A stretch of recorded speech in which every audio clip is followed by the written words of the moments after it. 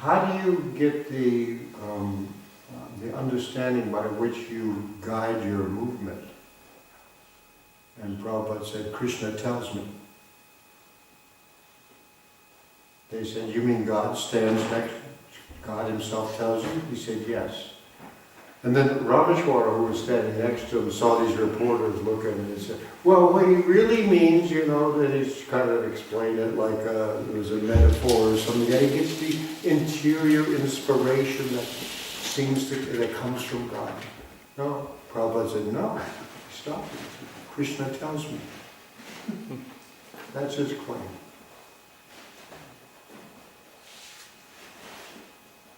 Anyway. You want to know what Prabhupada said? That's what he said. Okay, who else? Yeah. How we will be able to affect the modern scientific world after we present the Vedic model of the cosmology in practical. I eventually hope we'll be able to do that. Mm-hmm. I don't know how it will happen or what, but. They may take it into account.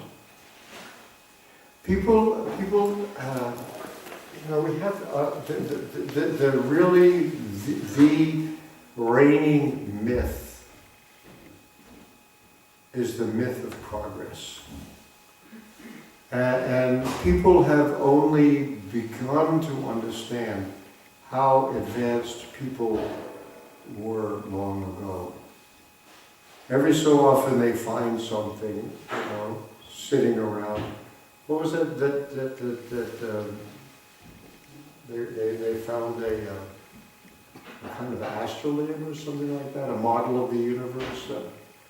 No, a calculating machine, that's right. In a ship, and it was like a calculator. And it was like, they had no idea that people had such sophisticated machines. It was in some ship in the Aegean Sea, and they saw it was like a calculator. And wow, how did they... People were very, very smart. If you, in Plato, the philosopher Plato,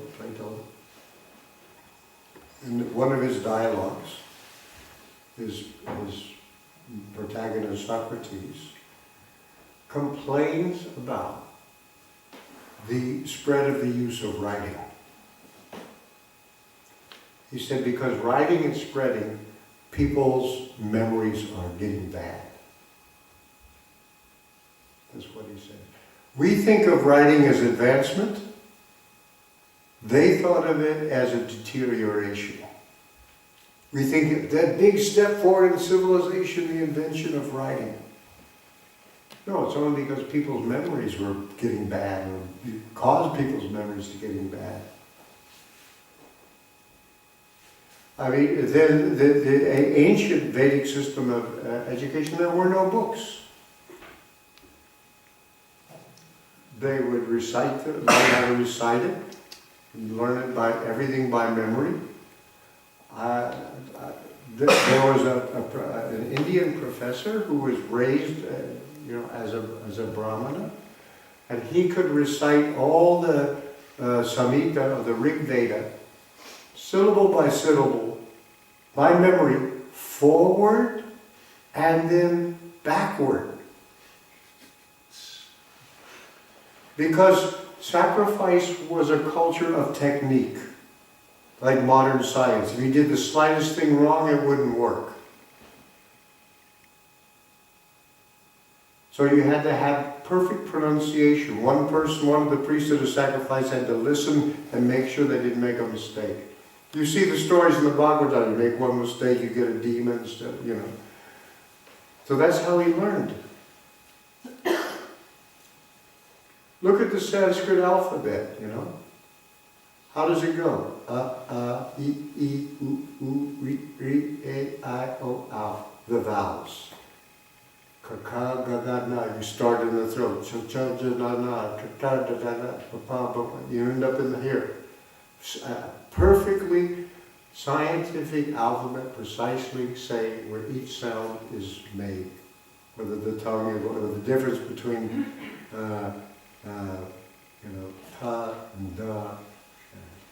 so on.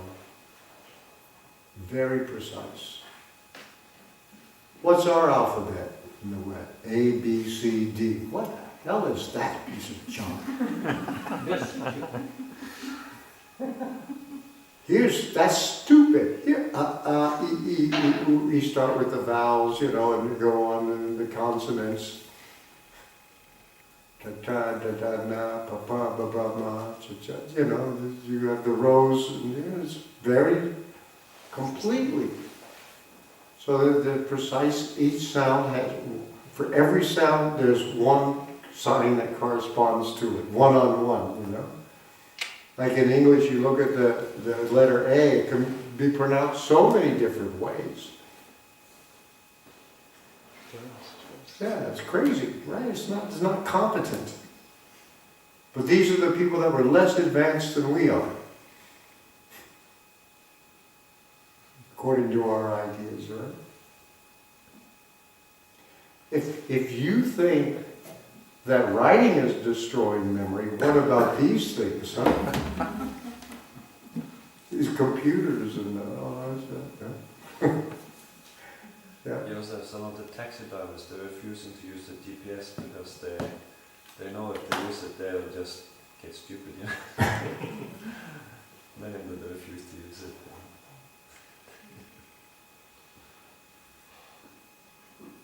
Anything else? Yeah. Trzymam Bhagavatam, spot jest Purana. I'm sorry? Trzymam Bhagavatam, spotless Purana. Yeah, it's Amalam Purana. Huh? So what is one of other Puranas? Maybe you can give some examples. Yeah, well, there are other Puranas in the mode of goodness. There are Puranas in the mode of, or 4 people in the mode of goodness, 4 people in the mode of passion, 4 people in the mode of ignorance. So I assume when they say this Amalam Puranam, it's actually for people who are transcendent. And that's what it means. It means, basically, I think for us, that if there's a conflict with another Purana, we will always take the Bhagavatam. And mostly,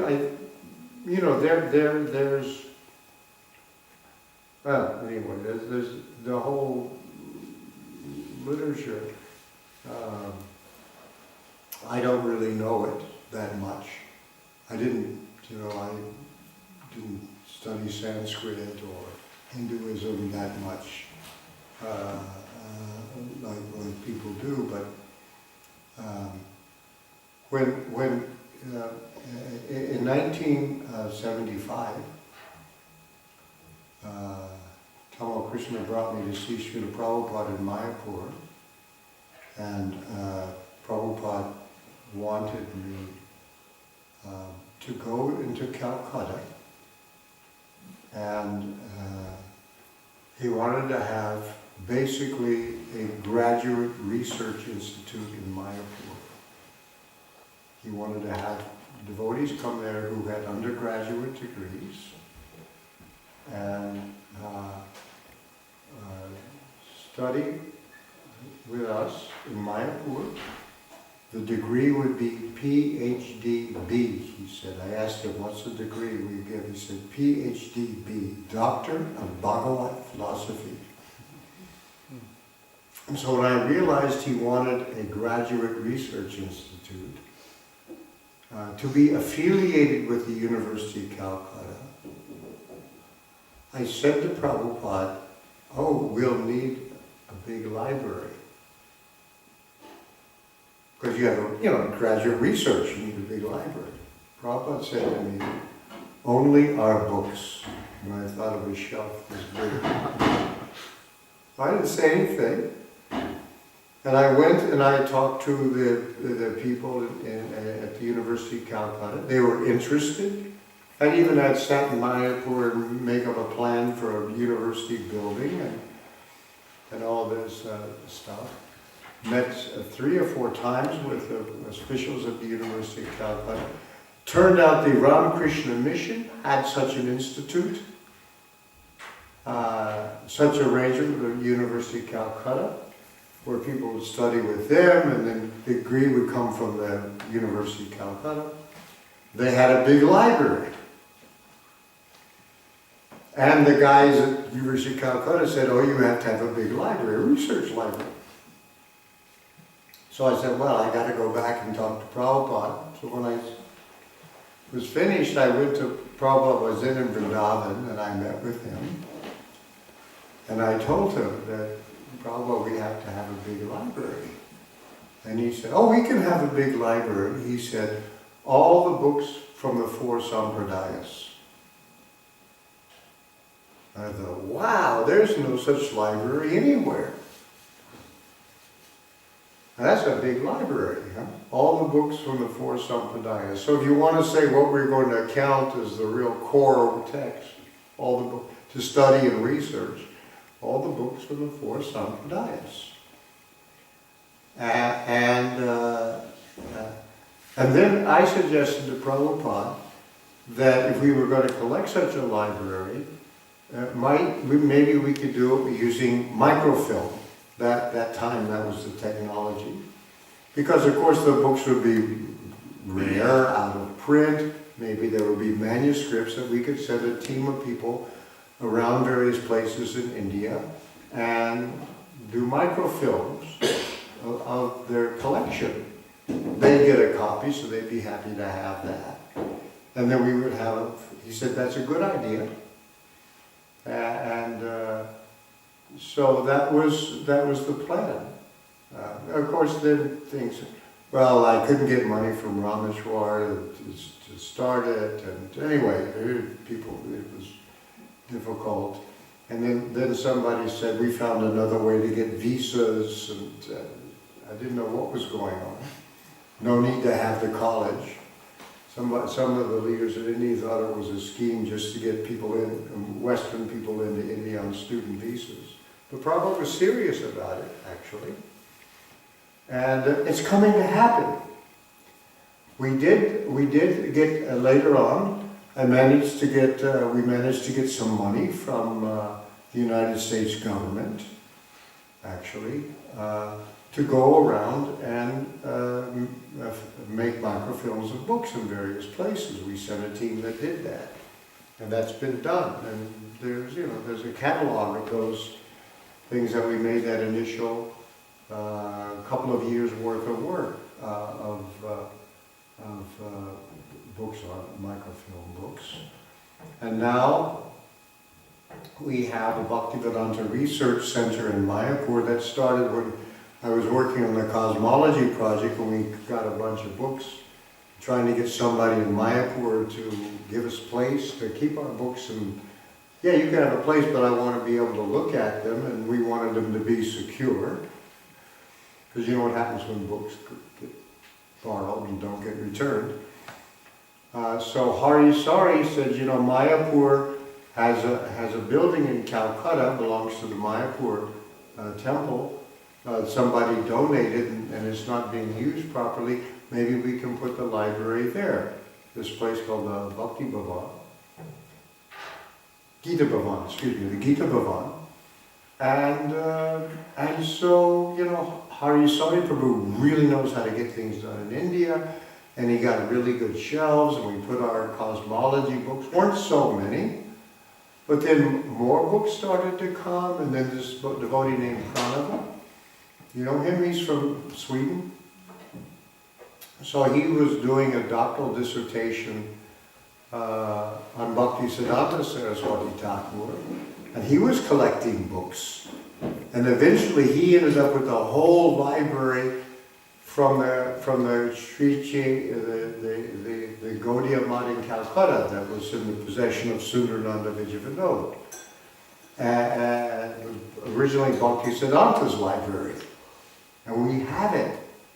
Because we can take care of it now. We have the right people, the librarians who know how to preserve things. We scan everything. And so we're getting a pretty big library now. And so these things are happening. And so I have, that kind of an idea of a research center is already there. I mean, Pranava found handwritten material by Bhaktisiddhanta that's a diary that's never been published, for example. And I was interested because, you know, Bhakti, before he became a spiritual leader, Bhaktisiddhanta in his youth was into astronomy, the astronomical schools, and I'm really curious to find out, you know, how he fit that in with the Puranic Bhagavatam version of cosmology, because he must have thought about it. Anyway, so we have a lot of research to do. And there's plenty of research, lots of it. Just toward your question, also that on just a scholarly level, most scholars will say, you know, the Bhagavad Purana or Srimad Bhagavatam has very little variation. There aren't like several different versions of it going around, whereas Yeah, in that's other true. Puranas that's the case. Yeah, the text is very stable. You know, when you do what the scholars call a critical edition of something, you get together all the texts you can find, the versions of texts you can find, you know, and you compare them. Like the Mahabharata has got so many variations. Even the Ramayana has so many. There's a southern version, there's a northern version. There's one where Ravana's the hero and Ramchandra. Yeah, even some of those. Yeah, and so a lot of the Puranas, they're all different versions, but the Bhagavatam has very few variations in it. That's, you know, this is a fact of people who collect varied versions. And so if you do a critical edition, you'll put a footnote and say, here, this is, but these are, you'll list the variations so you can see all the different ones that you find. And so the Bhagavatam is kind of famous for being, you know, the variations are minor. So once in a while Prabhupada would say some text, some versions say this, use this word rather than that word. Yeah, it's a fact. Thank you. Anything else? Okay, thank you very much. Srila Prabhupada. Jai.